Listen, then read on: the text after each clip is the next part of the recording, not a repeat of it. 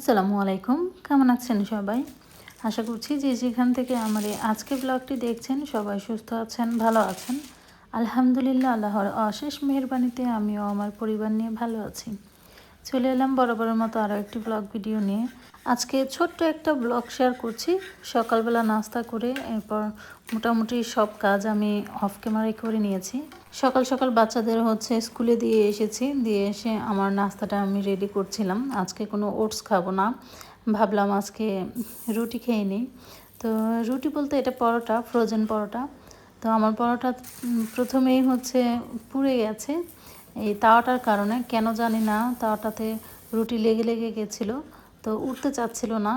তো একটা ভাজার পর দেখলাম যে না, ঠিক হয়ে গেছে। এটা আমার অনেক আগের তাওয়া ছিল, ইউজ করা হয়নি, রেখে দিয়েছিলাম, কারণ এটাতে সবসময় রুটি ভাজার জন্যই আসলে এটা কেনা হয়েছিল, কারণ যেহেতু একদম ফ্ল্যাট এটা তাওয়াটা। তাই আজকে ভাবলাম দেখি পরোটা ভেজে নিই এটাতে। তো তাই এটা আজকে ইউজ করলাম। আমার 2টা পরোটা ভাজা হয়ে গেছে, এখন আমি একটা ডিম ভেজে নেব। তো আমার কিন্তু এভাবে রুটি পরোটা খাওয়া কিন্তু রেগুলার রুটিন না। আপনারা যারা আমার ভিডিও দেখেন তারা অবশ্যই জানেন যে আমি সব সময় ওটস খাই। তো আজকে সকালটা রুটি পরোটা খেয়েই আর কি শুরু করলাম।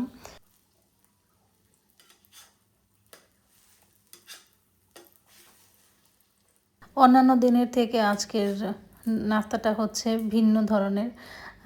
খেতে খারাপ লাগছিল না, ভালোই লাগছিল। আর তাছাড়া সকাল সকাল পরোটা খেতে মোটামুটি সবারই ভালো লাগে। আমি যেহেতু পরোটা খাই না, তারপরেও হুট করে আজকে খেয়ে নিলাম, ভালোই লাগছিল।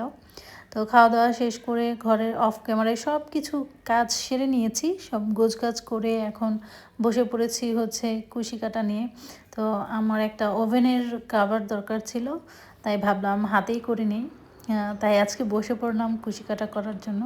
এই কাজ করতে করতে একটু পরে দেখি আমার মেয়ের টিচার এসে পড়েছে। তো ওনার জন্য কফি বানিয়ে নিচ্ছিলাম। সরি, এটা কফি না, মনে হয় এটা চা।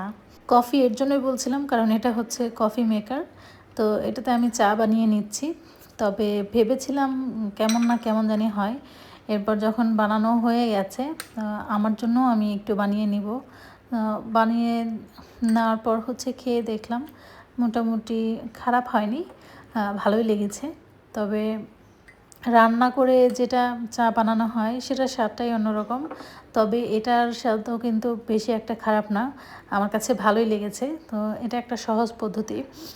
জাস্ট চা পাতি দিয়ে ওপরে যেখানে পানির সেকশন সেখানে আমি দুধ দিয়ে দিয়েছিলাম। তো দুধ দিয়ে এরপর জাস্ট এটা চা পাতির উপর থেকে দুধ বের হয়ে চা পাতির থেকে যে নির্যাসটা বের হওয়ার সেটা বের হয়ে দুইটা একসাথে মিক্সড হয়ে সুন্দর একটা চা হয়েছে।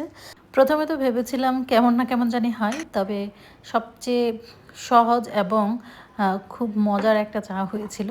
এখন থেকে এভাবেই আমি চা কফি যা করে নিব। তো আমার কাছে তো টেস্টটা একদম পারফেক্ট লেগেছে।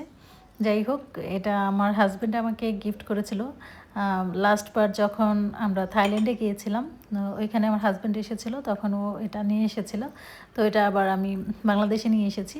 এটার একটু ঝামেলা আছে, ঝামেলা বলতে এটার ওয়ার্ডটা অনেক কম বাংলাদেশি অনুযায়ী।